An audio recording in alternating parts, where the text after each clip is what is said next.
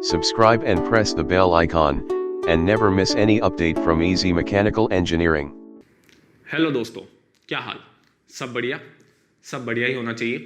तो अपने previous lectures में हमने कई चीज़ों के बारे में डिस्कशन कर लिया था। सिस्टम, सराउंडिंग, बाउंड्री के बारे में हमने बात की थी, डिफरेंट टाइप्स ऑफ बाउंड्री के बारे में हमने बात की थी। हमने ये देखा था कि क्या क्या तरीके होते हैं सिस्टम को डिफाइन करने के लिए, या फिर यूँ कह लीजिए कि किन अलग अलग तरीकों से हम सिस्टम को डिफाइन कर सकते हैं। हमने बात की थी डिफरेंट टाइप्स ऑफ सिस्टम की, जहां हमने ओपन सिस्टम, क्लोज सिस्टम और आइसोलेटेड सिस्टम का डिस्कशन किया था।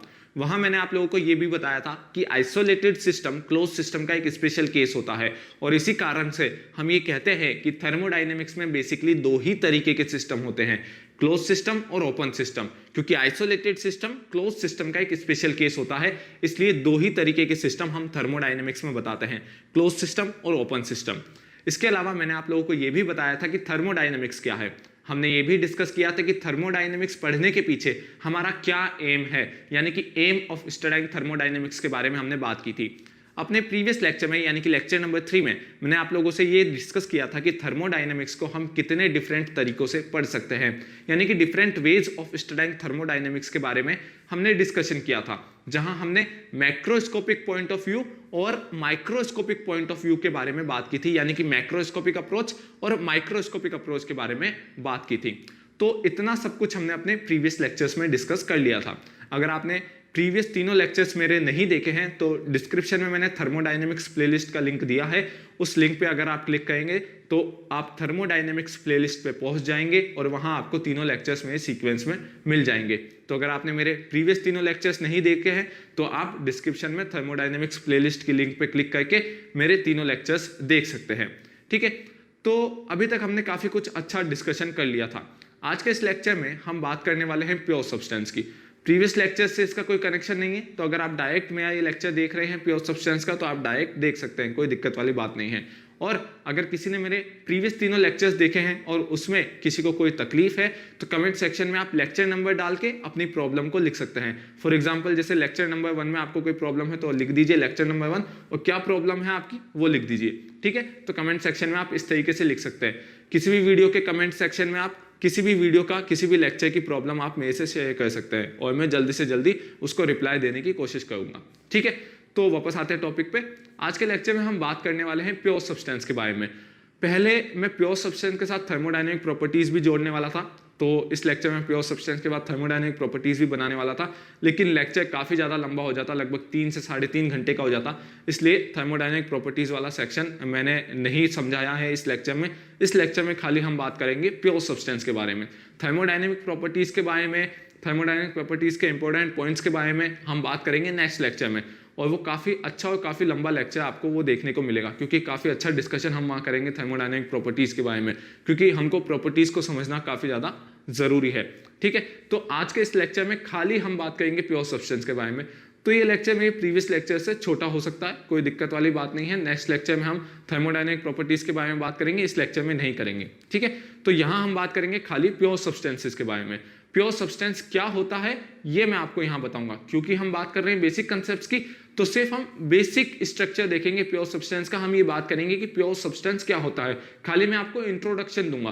प्रॉपर्टीज ऑफ प्योर सब्सटेंस के बारे में मैं इस वीडियो में बात नहीं करूंगा। तो अगर आप इस वीडियो को इसलिए देख रहे हैं ताकि मैं प्रॉपर्टीज ऑफ प्योर सब्सटेंस के बारे में अगर आप जानना चाहते हैं, तो इस वीडियो में ऐसा कुछ नहीं है। ये वीडियो सिर्फ मैं इंट्रोडक्शन के तौर पे बना रहा हूं, यानी कि प्योर सब्सटेंस क्या होता है ये समझाने के लिए बना रहा हूं। ठीक है, यहां हम ये डिस्कस करेंगे कि प्योर सब्सटेंस क्या होता है। ठीक है ना, हम ये डिस्कस नहीं करेंगे कि प्रॉपर्टीज ऑफ प्योर सब्सटेंस क्या है, इसके ऊपर सेपरेट लेक्चर आएगा। ठीक है, पूरा एक अलग चैप्टर है थर्मोडायनेमिक्स के प्रॉपर्टीज ऑफ प्योर सब्सटेंस के ऊपर, वो मैं आपको बाद में पढ़ाऊंगा। ठीक है, आज के इस लेक्चर में खाली हम यही बात करेंगे कि प्योर सब्सटेंस क्या होता है। ठीक है, तो काफी अच्छा और काफी बढ़िया डिस्कशन होगा प्योर सब्सटेंस के ऊपर। तो अगर आपको इसमें इंटरेस्ट है तो आप वीडियो आगे देख सकते हैं। अगर आप प्रॉपर्टीज ऑफ प्योर सब्सटेंस के हिसाब से वीडियो देख रहे हैं तो आप अभी वीडियो छोड़ के जा सकते हैं, कोई दिक्कत वाली बात नहीं। बाद में जब प्रॉपर्टीज ऑफ प्योर सब्सटेंस के ऊपर मैं वीडियो बनाऊंगा तो आप वो वाली वीडियो देख सकते हैं। लेकिन अगर आपको खाली प्योर सब्सटेंस के बारे में जानना है कि प्योर सब्सटेंस होता क्या है, तो ये वीडियो आपके लिए बहुत अच्छी होगी और काफी अच्छा एक्सप्लेनेशन मैं आपको इस वीडियो में प्योर सब्सटेंस का दूंगा। ठीक है, तो स्टार्ट करते हैं अपनी video.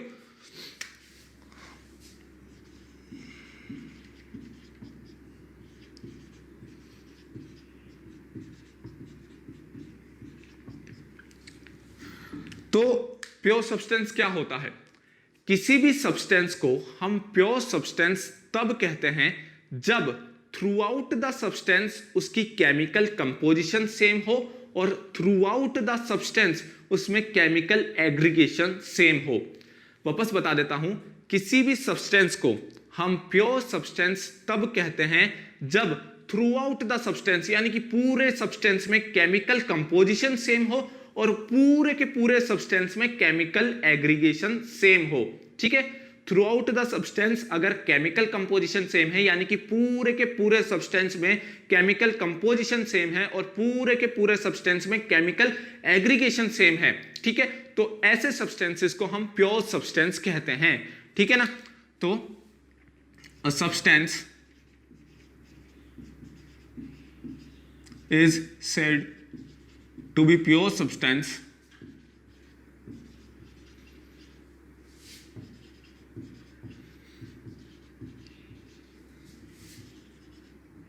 only when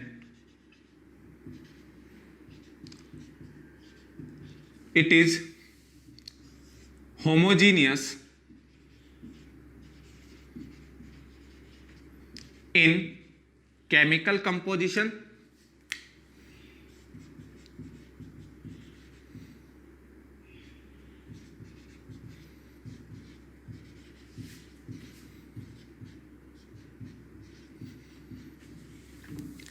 and homogeneous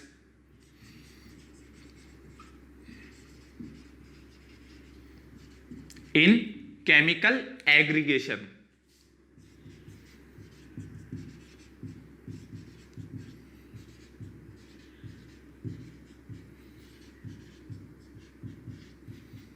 ठीक है, किसी भी सब्सटेंस को हम प्योर सब्सटेंस तब कहेंगे जब through out the substance chemical composition same हो और throughout the substance chemical aggregation same हो। होमोजीनियस का मतलब क्या होता है? सेम थ्रू आउट, यानी कि पूरे सब्सटेंस में अगर कोई चीज सेम है, ठीक है, सेम थ्रू आउट, उस चीज को हम क्या कहते हैं? होमोजीनियस। होमोजीनियस का मतलब क्या होता है? Same through out, same. ठीक है, होमोजीनियस का मतलब क्या होता है?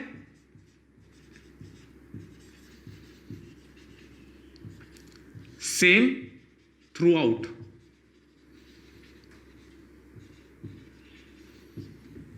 ठीक है, सेम थ्रू आउट। होमोजीनियस का मतलब क्या होता है? Same through out. तो अगर सब्सटेंस में, पूरे के पूरे सब्सटेंस में through out the substance chemical composition अगर सेम है और थ्रू आउट द सब्सटेंस यानी कि पूरे सब्सटेंस में केमिकल एग्रीगेशन सेम है, तो ऐसे सब्सटेंस को हम क्या कहेंगे?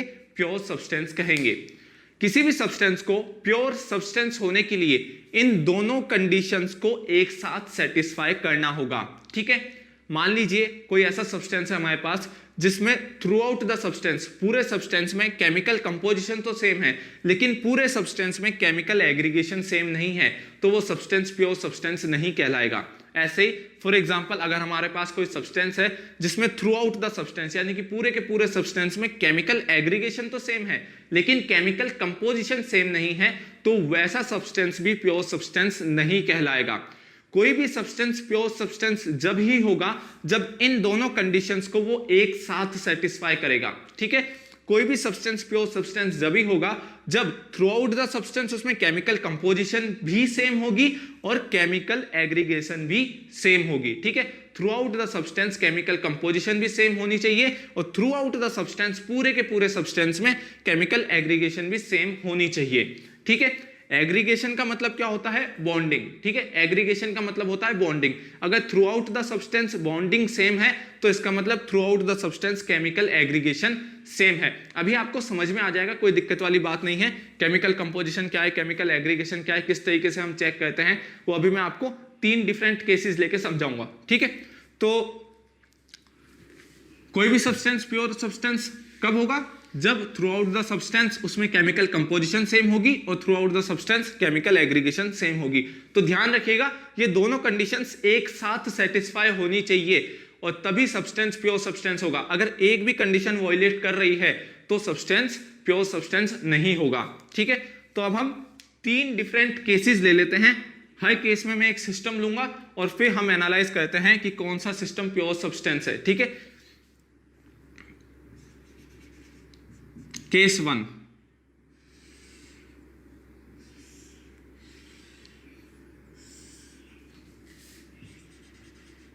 केस 2,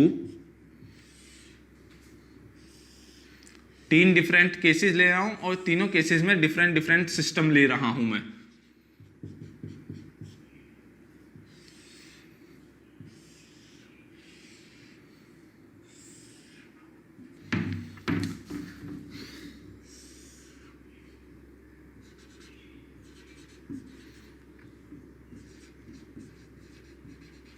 केस 1 में वाटर स्टीम का मैं सिस्टम ले रहा हूं। यहां मैंने सिस्टम को 2 रीजन में बांट दिया, एक रीजन में वाटर प्रेजेंट है और एक रीजन में स्टीम प्रेजेंट है। ये वाटर और स्टीम का कंप्लीट सिस्टम है। ये सिस्टम 2 रीजन्स में बटा हुआ है। इसी तरीके से दोनों केसेस में है, हर एक सिस्टम 2 रीजन में बटा हुआ है। ठीक है, हर एक सिस्टम में एक रीजन में वाटर प्रेजेंट है, इसमें भी वाटर प्रेजेंट है। ठीक है, इसमें यहां एक रीजन में वाटर है, एक रीजन में स्टीम है, और ये कंबाइन वाटर और स्टीम का एक कंप्लीट सिस्टम है। इस सिस्टम को हमने 2 रीजन में डिवाइड किया हुआ है। ठीक है ना, ये एक इमेजिनरी लाइन है। ठीक है, इमेजिनरी लाइन है ये, ऐसा नहीं है कि कोई पार्टीशन लगा हुआ है इसमें। ठीक है, ये एक इमेजिनरी लाइन है, ये इमेजिनरी लाइन है ये एक। ठीक है, तो वाटर और स्टीम का पहला सिस्टम, पहले केस में हमने क्या लिया, वाटर और स्टीम का एक सिस्टम लिया। यहां वाटर है और ऊपर वाले रीजन में, इस सिस्टम में ऊपर वाले रीजन में H2+O। ये क्या है, H2 क्या है, हाइड्रोजन गैस है। यहां H2 और O के बीच कोई भी बॉन्डिंग प्रेजेंट नहीं है। ये दोनों गैस एक दूसरे के साथ मिक्स है। हाइड्रोजन, ये हाइड्रोजन गैस है H2, और ये क्या है, ऑक्सीजन है। ये दोनों मिक्स की गई हैं एक साथ। ठीक है ना, तो यहां इन दोनों के बीच कोई बॉन्डिंग प्रेजेंट नहीं है। ठीक है ना, H2 अलग है और O अलग है। ठीक है, इधर H2+O2, इधर H2 अलग है और O2 अलग है, दोनों के बीच कोई भी बॉन्डिंग नहीं है। इधर H2 अलग है और O2 अलग है। H2 क्या है, हाइड्रोजन गैस है। ठीक है, हाइड्रोजन गैस अलग है, ऑक्सीजन अलग है, हाइड्रोजन गैस अलग है और O2 अलग है। H2 अलग है, O2 अलग है। ठीक है, तो यहां भी H2 और O के बीच कोई बॉन्डिंग नहीं है, यहां भी H2 और O2 के बीच कोई बॉन्डिंग नहीं है। इन दोनों को सिंपली मिक्स किया गया है। H2 और O को यहां हमने ऊपर वाले रीजन में मिक्स कर दिया और यहां H2 और O2 को मिक्स कर दिया। ठीक है, यहां H2 और O को मिक्स किया एक साथ, यहां H2 और O2 को मिक्स कर दिया एक साथ। ठीक है, तो ये 3 अलग अलग सिस्टम है, 3 एग्जाम्पल हैं आपके पास, है ना। अब हम इन तीनों सिस्टम में एनालाइज करेंगे। ठीक है ना, हम इन दोनों कंडीशंस को चेक करेंगे इन तीनों सिस्टम्स के लिए। ठीक है, तो अब सबसे पहले बात करते हैं केस 1 की।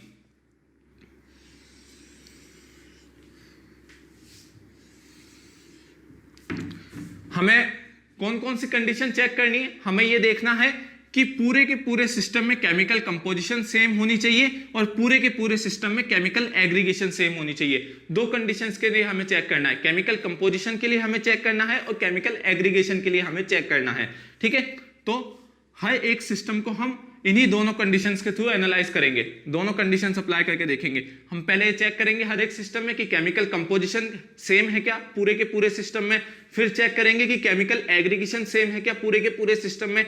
अगर किसी सिस्टम में केमिकल अपनी कंपोजिशन भी सेम होती है और केमिकल एग्रीगेशन भी सेम होती है तो वो सिस्टम क्या कहलाएगा, प्योर सब्सटेंस कहलाएगा। ठीक है ना, और किसी सिस्टम में अगर केमिकल कंपोजिशन सेम है, केमिकल एग्रीगेशन सेम नहीं है, तो वो सिस्टम प्योर सब्सटेंस नहीं कहलाएगा।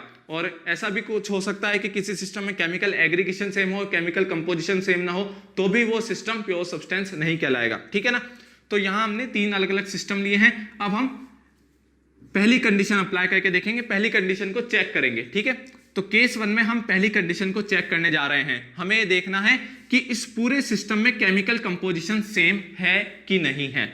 ठीक है, तो अब ध्यान दीजिए, यहां देखिए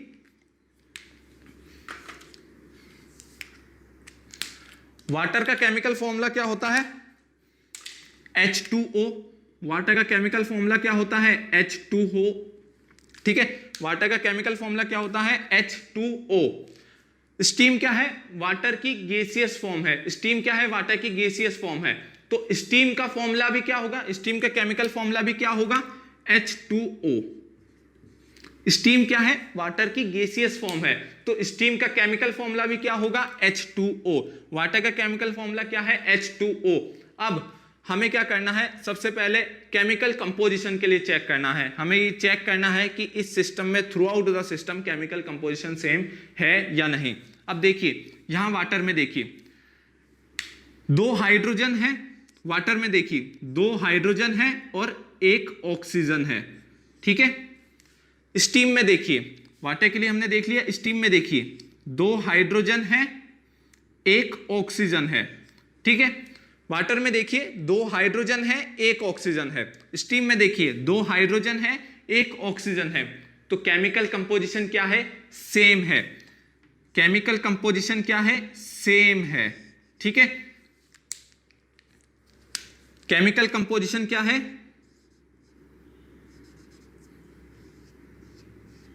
सेम है, ठीक है। Same chemical composition.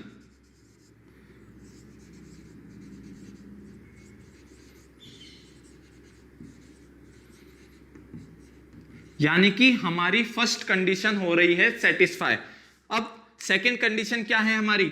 हमको ये चेक करना है कि पूरे सिस्टम में केमिकल एग्रीगेशन सेम है या नहीं है, ठीक है। हमें क्या चेक करना है कि पूरे के पूरे सिस्टम में, इस केस फर्स्ट में पूरे सिस्टम में केमिकल एग्रीगेशन सेम है या नहीं, ठीक है। तो अब हम ये चेक करते हैं। हम क्या कर रहे हैं? सेकंड कंडीशन को चेक कर रहे हैं। अब केमिकल एग्रीगेशन, एग्रीगेशन का मतलब क्या होता है? बॉन्डिंग होता है।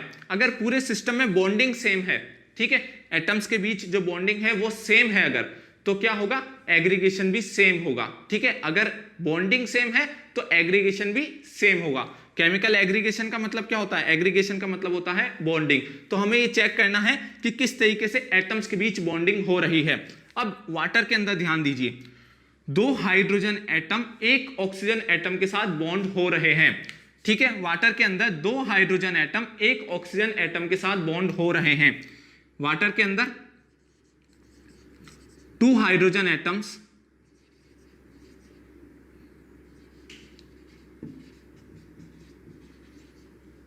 are bonded with 1 oxygen atom,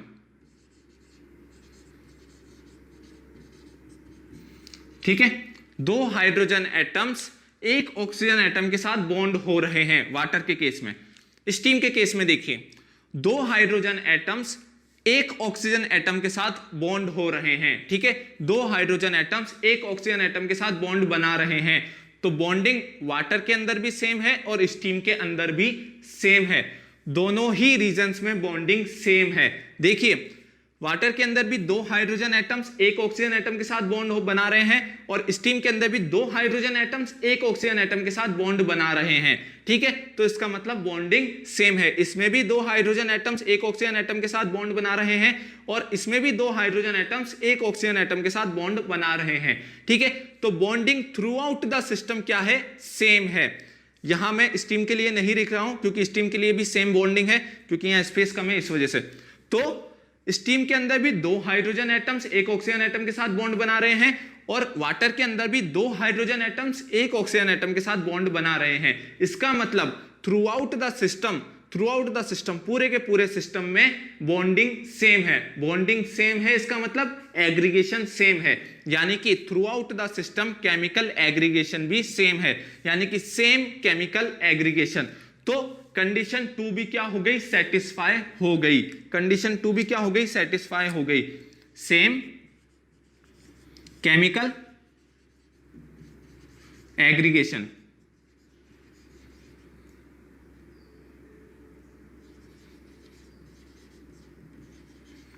same chemical aggregation.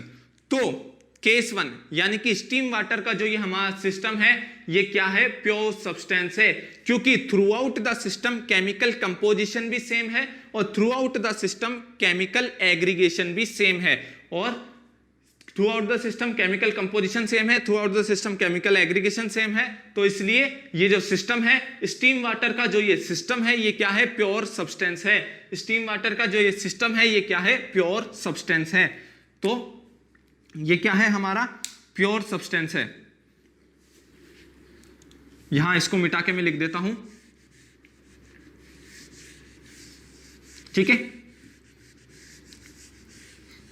ये क्या है? हमारा प्योर सब्सटेंस है। स्टीम वाटर का जो ये हमारा सिस्टम है ये क्या है? प्योर सब्सटेंस है। ठीक है, अब केस 2 की तरफ आते हैं। केस 2 में भी हम इन्हीं दोनों कंडीशंस को चेक करेंगे।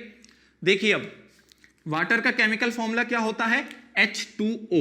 वाटर का केमिकल फॉर्मूला क्या है, H2O। हमें फर्स्ट कंडीशन चेक करनी है, हमें ये चेक करना है कि इस पूरे सिस्टम में केमिकल कंपोजिशन सेम है या नहीं है। ठीक है, तो फर्स्ट कंडीशन हम चेक करते हैं। यहां 2 हाइड्रोजन है, 1 ऑक्सीजन है। वाटर के अंदर देखिए 2 हाइड्रोजन है, 1 ऑक्सीजन है। ठीक है, इधर ऊपर वाले रीजन में देखिए 2 हाइड्रोजन है, 1 ऑक्सीजन है। 2 हाइड्रोजन है, 1 ऑक्सीजन है। तो केमिकल कंपोजिशन क्या है, सेम है। केमिकल कंपोजिशन क्या है, सेम है, यानी कि फर्स्ट कंडीशन सेटिस्फाई हो रही है। Throughout the system chemical composition same है। 2 हाइड्रोजन है, इधर भी 2 हाइड्रोजन है, 1 ऑक्सीजन है, इधर भी 2 हाइड्रोजन है, 1 ऑक्सीजन है। तो throughout the system chemical composition same है, यानी कि फर्स्ट कंडीशन हो रही है सेटिस्फाई। फर्स्ट कंडीशन क्या हो रही है, सेटिस्फाई हो रही है, सेम केमिकल कंपोजिशन। ठीक है, अब करते हैं सेकंड कंडीशन को चेक। ठीक है, सेकंड कंडीशन में हमें क्या चेक करना है, बॉन्डिंग चेक करनी है। ठीक है, कि एटम्स के बीच बॉन्डिंग कैसी है। अब यहां देखिए वाटर के अंदर देखिए 2 हाइड्रोजन एटम्स 1 ऑक्सीजन एटम के साथ बॉन्ड बना रहे हैं, यानी कि 2 हाइड्रोजन एटम्स 1 ऑक्सीजन एटम के साथ क्या है, बॉन्डेड है। ठीक है, लेकिन ऊपर वाले रीजन में देखिए यहां हाइड्रोजन और ऑक्सीजन के बीच कोई भी बॉन्डिंग नहीं है। यहां हाइड्रोजन और ऑक्सीजन के बीच कोई भी बॉन्डिंग नहीं है, लेकिन यहां वाटर में इस वाले रीजन में देखिए, इस सिस्टम के इस रीजन में देखेंगे अगर आप, तो यहां हाइड्रोजन और ऑक्सीजन के बीच बॉन्डिंग है। 2 हाइड्रोजन एटम्स 1 ऑक्सीजन एटम के साथ बॉन्ड बना रहे हैं। ठीक है, लेकिन यहां हाइड्रोजन और ऑक्सीजन के बीच कोई भी बॉन्डिंग नहीं है। तो इसका मतलब केमिकल एग्रीगेशन सेम नहीं है, हमारी कंडीशन 2 सेटिस्फाई नहीं हो रही है। इस केस में इस पूरे के पूरे सिस्टम में केमिकल एग्रीगेशन सेम नहीं है, तो सेकंड कंडीशन सेटिस्फाई नहीं हो रही है। Chemical aggregation is not same through out the system. Chemical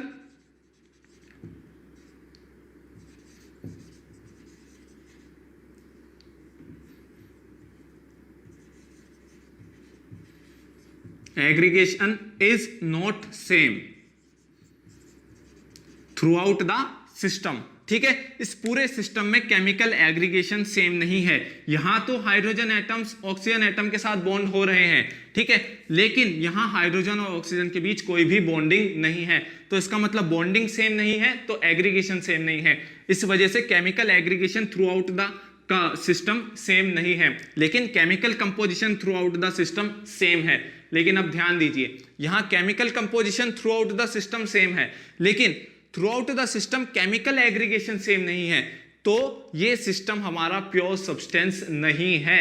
this is not a pure substance. यहां लिख देता हूं मैं इसको मिटा के, नॉट अ प्योर सब्सटेंस।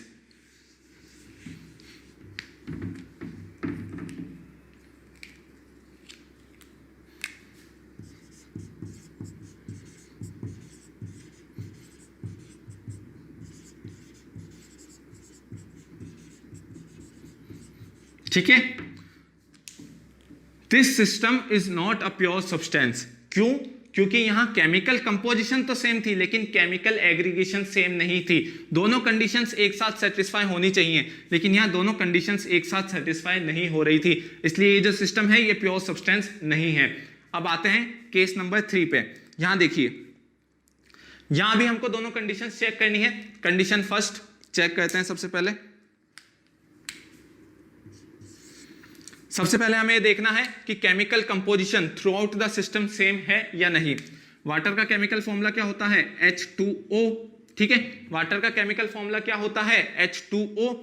अब देखिए यहां केमिकल कंपोजिशन के लिए चेक कर रहे हैं हम, पहली कंडीशन को चेक कर रहे हैं। यहां देखिए वाटर में इस वाले रीजन में 2 हाइड्रोजन है 1 ऑक्सीजन है। ठीक है, 2 हाइड्रोजन है 1 ऑक्सीजन है।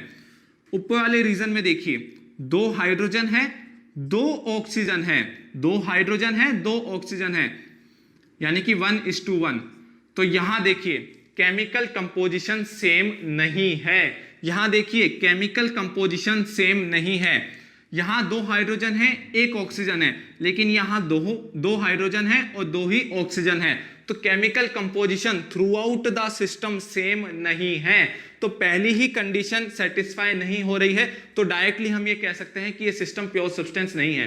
लेकिन क्योंकि हमें सीखना है सब्जेक्ट को, तो हम सेकंड केस की भी बात कर लेंगे, ठीक है ना। तो ये क्या है, chemical composition through out the system same नहीं है, तो डायरेक्टली हम ये कह सकते हैं कि ये जो सिस्टम है ये हमारा प्योर सब्सटेंस नहीं है। लेकिन हम सेकंड कंडीशन को भी चेक कर लेते हैं एक बार। सेकंड कंडीशन में हमें क्या चेक करना है, बॉन्डिंग को चेक करना है, यानी कि एग्रीगेशन को चेक करना है, ठीक है। तो यहां देखिए दो हाइड्रोजन एटम्स एक ऑक्सीजन एटम के साथ बॉन्ड हो रहे हैं। यहां वाटर में दो हाइड्रोजन एटम्स एक ऑक्सीजन एटम के साथ बॉन्ड हो रहे हैं, लेकिन यहां देखिए दो हाइड्रोजन एटम और दो ऑक्सीजन एटम, इनके बीच कोई भी बॉन्डिंग नहीं है, ठीक है। यहां हाइड्रोजन H2 और O2 के बीच कोई भी बॉन्डिंग नहीं है, लेकिन यहां देखिए दो हाइड्रोजन एटम एक ऑक्सीजन एटम के साथ बॉन्ड हो रहे हैं, लेकिन यहां ऊपर वाले रीजन में हाइड्रोजन यानी कि H2 और O2 के बीच कोई भी बॉन्डिंग नहीं है, ठीक है। तो केमिकल एग्रीगेशन भी through out the system same नहीं है, क्योंकि केमिकल बॉन्डिंग सेम नहीं है थ्रू आउट द सिस्टम, इसलिए chemical aggregation through out the system same नहीं है। तो सेकंड कंडीशन भी सेटिस्फाई नहीं हो रही है, chemical aggregation is not same through out the system. First condition भी सेटिस्फाई नहीं हो रही थी यहाँ, और सेकंड कंडीशन भी सेटिस्फाई नहीं हो रही है, यानी कि केमिकल एग्रीगेशन भी सेम नहीं है। तो इसका मतलब केस 3 में जो हमने ये सिस्टम बनाया, this system is not a pure substance, ये सिस्टम प्योर सब्सटेंस नहीं है। तो हम क्या लिख देंगे यहां, not a pure substance, not a pure substance.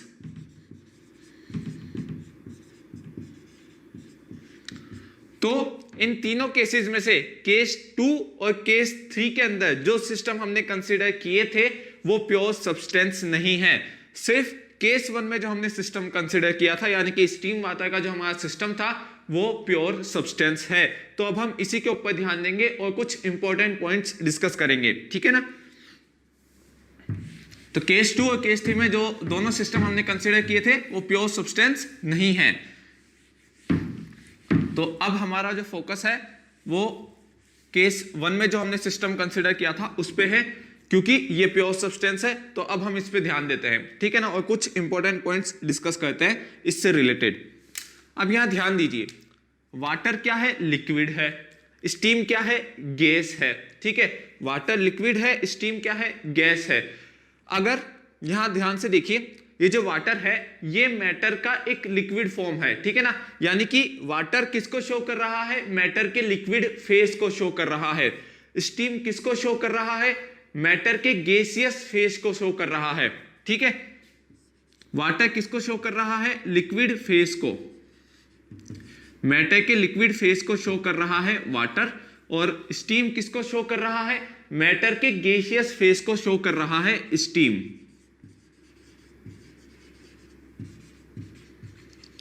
Water matter के लिक्विड फेस को शो कर रहा है, स्टीम मैटर के गैसियस फेस को शो कर रहा है। ये स्टीम वाटर का सिस्टम प्योर सब्सटेंस है, ये हमने अभी डिस्कस कर लिया, ठीक है। अब ध्यान से सुनिए, इस सिस्टम के अंदर मैटर के दो फेस एक साथ एग्जिस्ट कर रहे हैं, गैसियस फेस और लिक्विड फेस, गैसियस फेस और लिक्विड फेस। इस सिस्टम के अंदर मैटर के दो फेस एक साथ एग्जिस्ट कर रहे हैं, इस सिस्टम के अंदर मैटर के दो फेस एक साथ एग्जिस्ट कर रहे हैं, और ये क्या है, ये सिस्टम क्या है, प्योर सब्सटेंस है। तो हम ये कह सकते हैं कि pure substance can exist in more than one face, ठीक है। प्योर सब्सटेंस एक से ज्यादा फेस में एग्जिस्ट कर सकता है, क्योंकि इस सिस्टम में ध्यान से देखिए, इस सिस्टम में मैटर के दोनों फेस एग्जिस्ट कर रहे हैं, गैसियस फेस भी एग्जिस्ट कर रहा है, लिक्विड फेस भी एग्जिस्ट कर रहा है, ठीक है। और ये जो हमारा सिस्टम है प्योर सब्सटेंस है, तो हम ये कंक्लूड कर सकते हैं कि pure substance can exist in more than one face, pure substance एक से ज्यादा फेस में एग्जिस्ट कर सकता है, ठीक है। तो अब इससे हमारा क्या कंक्लूजन निकला कि pure substance can exist in more than one face.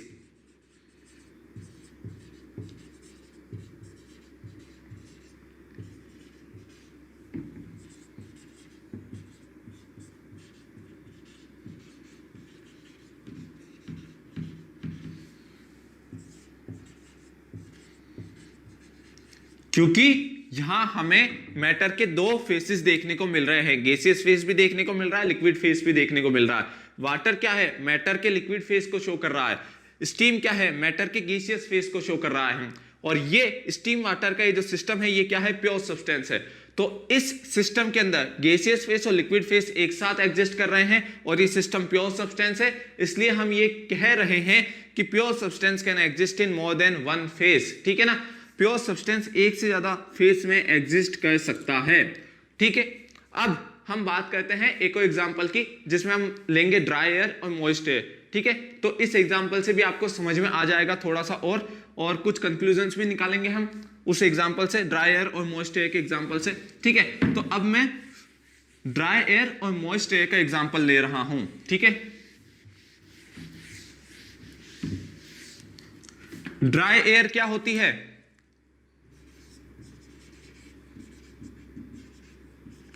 Air with no moisture content, air with no moisture content और water vapours is called dry air. Air with no moisture content, जिस air के अंदर कोई भी moisture content या water vapour present नहीं होते हैं उस एयर को हम ड्राई एयर कहते हैं, air with no moisture content.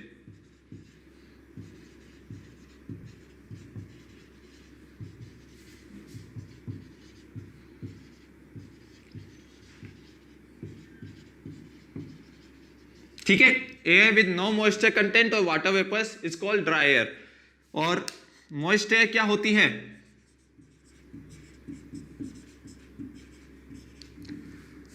Moist air क्या होती है, एयर विद वाटर वेपर्स और मॉइस्चर कंटेंट। जिस एयर के अंदर वाटर वेपर्स या मॉइस्चर कंटेंट प्रेजेंट होता है उसे हम मॉइस्ट एयर कहते हैं। ठीक है ना, तो मॉइस्ट एयर क्या होती है, एयर विद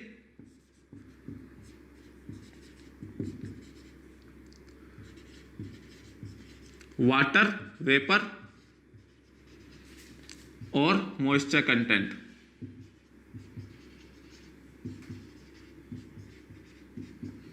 ठीक है, तो अब हम ड्राई एयर और मॉइस्ट एयर का एग्जांपल ले रहे हैं। हम ये देखेंगे कि इनमें से कौन सा प्योर सब्सटेंस है, कौन सा प्योर सब्सटेंस नहीं है, और कुछ कंक्लूजन निकालेंगे, जैसे अभी हमने निकाला था कि pure substance can exist in more than one phase. ठीक है, तो ड्राई एयर और मॉइस्ट एयर की हम बात करेंगे। ड्राई एयर क्या होती है, air with no moisture content, जिस एयर के अंदर कोई भी मॉइस्चर कंटेंट नहीं है या वाटर वेपर प्रेजेंट नहीं है उसे हम ड्राई एयर कहेंगे। और जिस एयर के अंदर वाटर वेपर या मॉइस्चर कंटेंट प्रेजेंट है उसे हम मॉइस्ट एयर कहेंगे। ठीक है ना, तो अब देखते हैं आगे, ड्राई एयर के अंदर कौन कौन से कंस्टिट्यूएंट्स होते हैं, ड्राई एयर के अंदर कौन कौन से कंस्टिट्यूएंट्स होते हैं ये डिस्कस कर लेते हैं हम पहले।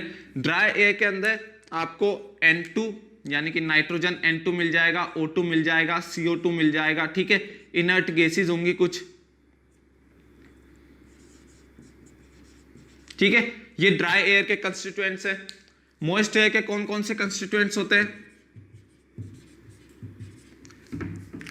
सेम यही कंस्टिट्यूएंट्स होंगे, बस इसमें क्या जुड़ जाएगा, वाटर वेपर जुड़ जाएगा। ठीक है, मॉइस्ट एयर में भी N2 होगा, O2 होगा, CO2 होगा, इनर्ट गैसेस होंगी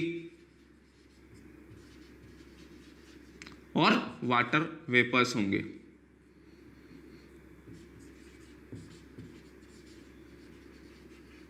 ठीक है, तो ये ड्राई एयर के कंस्टिट्यूएंट्स हैं, ये मॉइस्ट एयर के कंस्टिट्यूएंट्स हैं। ठीक है, मॉइस्ट एयर। ठीक है, अब CO2 और इनर्ट गैसेस काफी कम अमाउंट में होती हैं, काफी कम परसेंटेज में होती हैं, इसलिए हम इन्हें नेग्लेक्ट कर देंगे।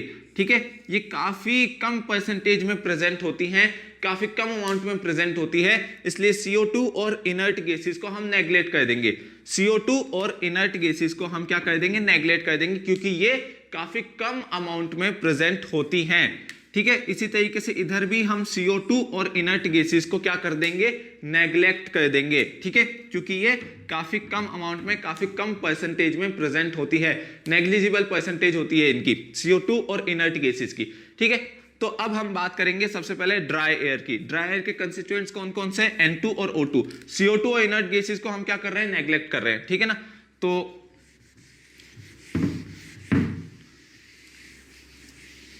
एक सिस्टम ले लेते हैं जिसमें हम ड्राई एयर लेंगे और एक सिस्टम ले लेते हैं जिसमें हम मॉइस्ट एयर लेंगे। ठीक है ना, अब एक सिस्टम में ले रहा हूं जिसमें मैं क्या ले रहा हूं, ड्राई एयर ले रहा हूं, ठीक है। ड्राई एयर के कौन कौन से कंस्टिट्यूएंट्स हैं, N2 और O2। CO2 और इनर्ट गैसेस को हम कंसिडर नहीं कर रहे हैं, नेग्लेक्ट कर रहे हैं, क्योंकि ये बहुत कम परसेंटेज में प्रेजेंट होते हैं। और एक सिस्टम में कौन सा ले रहा हूं, मॉइस्ट एयर। एक सिस्टम में मॉइस्ट एयर का ले रहा हूं, एक सिस्टम में ड्राई एयर का ले रहा हूं। मॉइस्ट एयर में कौन कौन से कंस्टिट्यूएंट्स हैं, N2, O2, वाटर वेपर, ठीक है।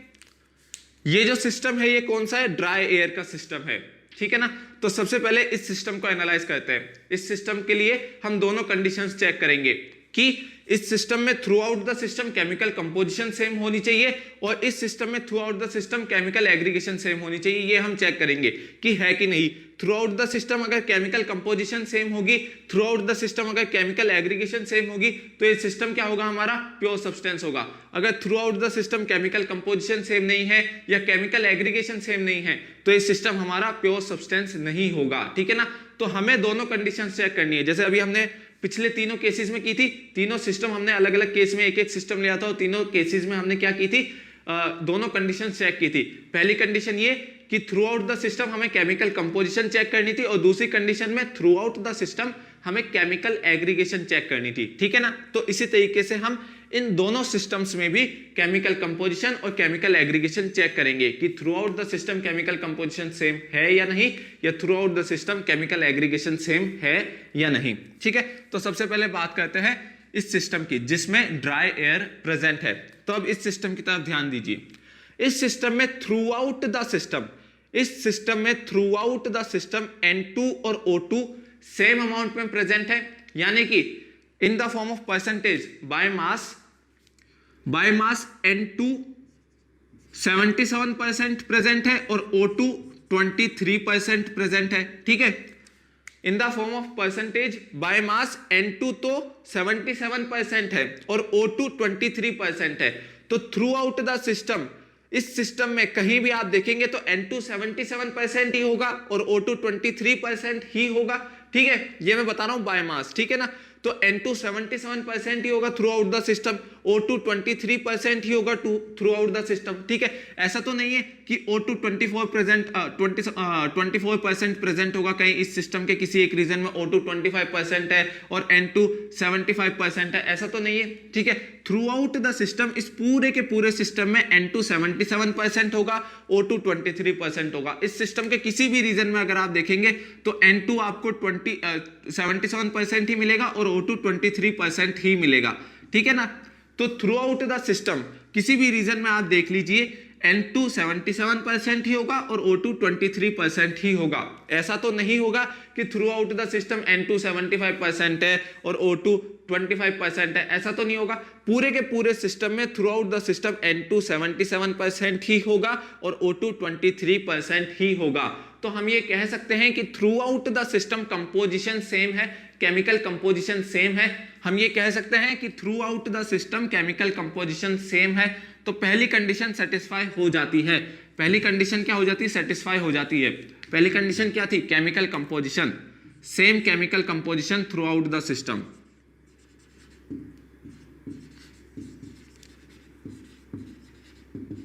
ठीक है।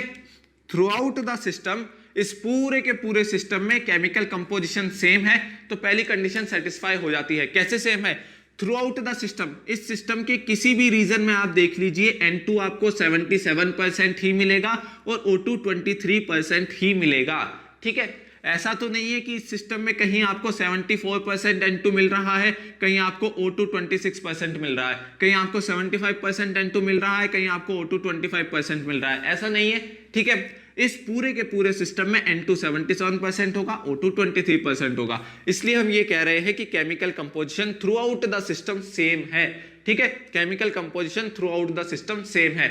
अब सेकेंड कंडीशन चेक करते हैं, केमिकल एग्रीगेशन, ठीक है। सेकेंड कंडीशन क्या है, केमिकल एग्रीगेशन।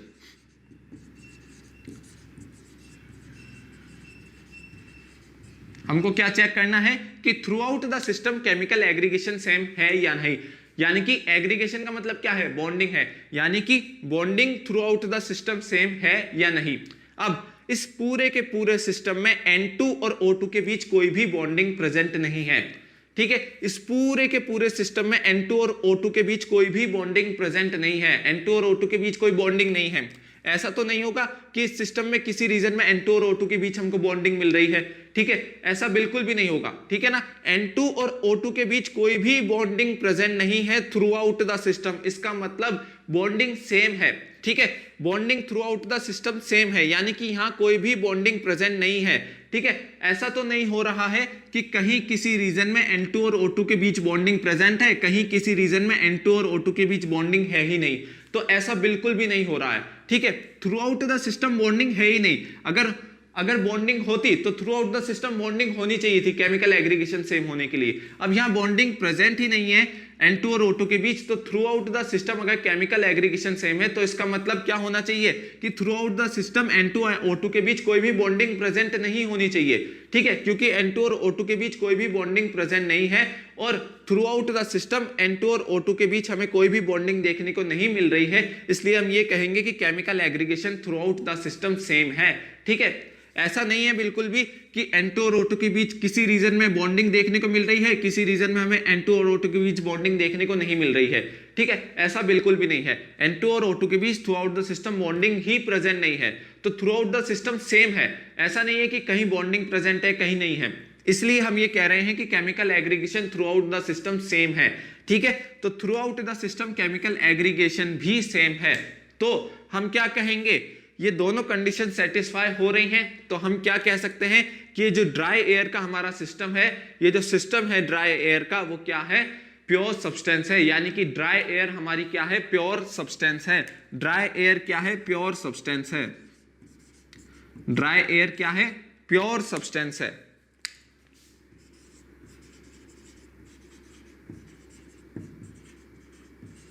ठीक है, ड्राई एयर क्या है, प्योर सब्सटेंस है, ठीक है ना। अब बात करते हैं मॉइस्ट एयर की।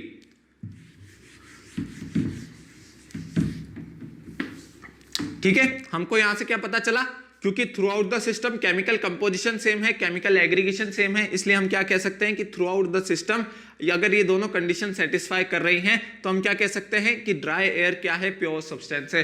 अब बात करते हैं मॉइस्ट एयर की। अब मॉइस्ट एयर में देखिए N2, O2 और वाटर वेपर, CO2 और इनर्ट गैसेस को हमने क्या कर दिया, नेग्लेक्ट कर दिया, क्योंकि वो बहुत कम परसेंटेज में प्रेजेंट होती हैं, ठीक है ना। एयर के अंदर उनका परसेंटेज बहुत कम होता है, इसलिए उन दोनों को हमने नेग्लेक्ट कर दिया है। मेन परसेंटेज होता है N2, O2 का, ठीक है। अगर मॉइस्ट एयर तो वाटर वेपर भी वहां प्रेजेंट होते हैं। अब देखिए यहां क्या है, वाटर वेपर प्रेजेंट है। अब हम क्या कर रहे हैं, सबसे पहले नोट कीजिए ये पॉइंट, सबसे पहले हम क्या कर रहे हैं, इस सिस्टम को कूल कर रहे हैं। सबसे पहले हम क्या कर रहे हैं, इस सिस्टम को कूल कर रहे हैं।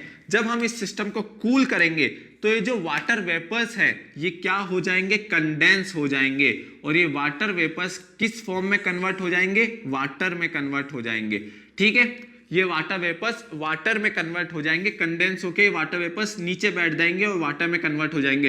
तो यहां आपको मिल जाएगा वाटर, इस सिस्टम के बॉटम रीजन में आपको मिल जाएगा वाटर, और अपर रीजन में आपको मिलेगा N2 और O2, ठीक है।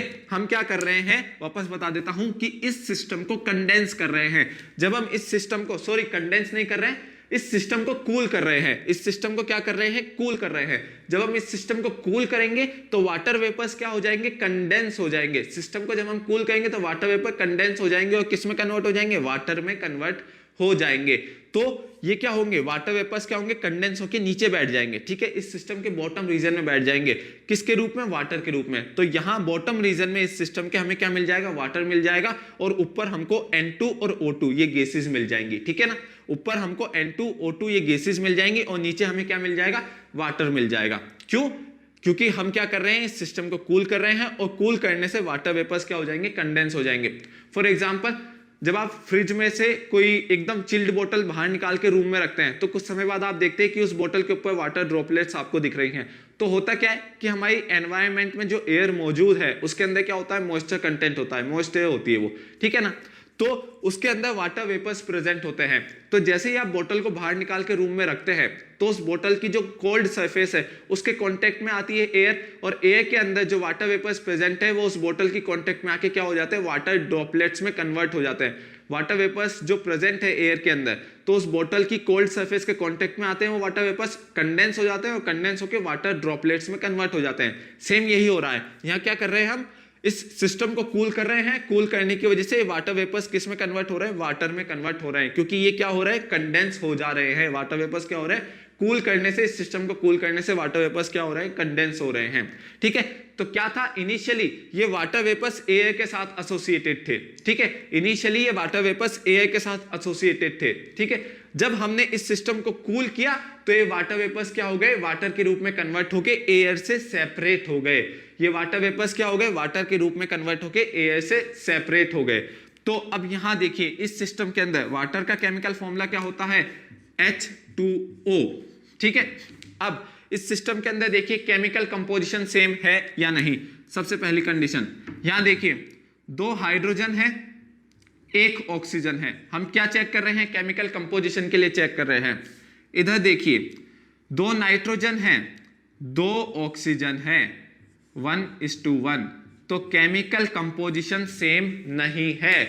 ठीक है, केमिकल कंपोजिशन सेम नहीं है, पहली ही कंडीशन सेटिस्फाई नहीं कर रही है। तो हम ये कह सकते हैं कि moist air is not a pure substance. मैंने क्या बताया था, कोई भी सब्सटेंस प्योर सब्सटेंस तब होगा जब chemical composition through out the system same होगी, या through out the substance same होगी, या फिर chemical aggregation through out the substance same होगी, या through out the system same होगी। जब ये दोनों कंडीशंस एक साथ सेटिस्फाई होंगी, केमिकल कंपोजिशन भी सेम हो, केमिकल एग्रीगेशन भी सेम हो, थ्रू आउट द सब्सटेंस या थ्रू आउट द सिस्टम, तभी हमारा जो सब्सटेंस होगा वो प्योर सब्सटेंस कहलाएगा। अगर एक भी कंडीशन फेल होती है तो हमारा जो सब्सटेंस है वो प्योर सब्सटेंस नहीं कहलाएगा। तो यहां देखिए chemical composition through out the system same नहीं है। यहां वाटर में देखिए 2 हाइड्रोजन है, 1 ऑक्सीजन है। ऊपर वाले रीजन में देखिए 2 नाइट्रोजन, 2 ऑक्सीजन, 1:1। ठीक है, तो आप देख सकते हैं या chemical composition through out the system same नहीं है, तो डायरेक्टली हम ये कह सकते हैं कि मॉइस्ट एयर एक प्योर सब्सटेंस नहीं है।